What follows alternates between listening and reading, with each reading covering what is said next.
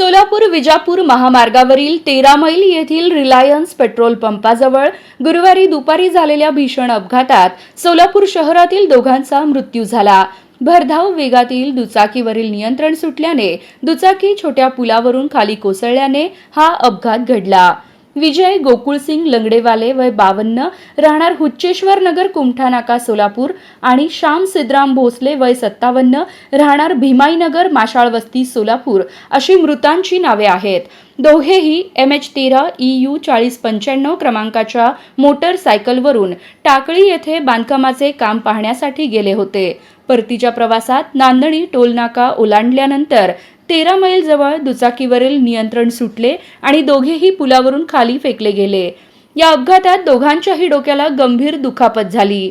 विजय लंगडेवाले यांचा घटनास्थळीच मृत्यू झाला, तर गंभीर जखमी श्याम भोसले यांना उपचारासाठी सोलापूरच्या शासकीय रुग्णालयात नेत असताना त्यांचा मृत्यू झाला। घटनेची माहिती मिळताच मंद्रुप पोलीस ठाण्याचे निरीक्षक शंकर पटवारी व सहकाऱ्यांनी घटनास्थळी धाव घेतली। मंद्रुप पोलिसात अपघाताची नोंद करण्यात आली आहे।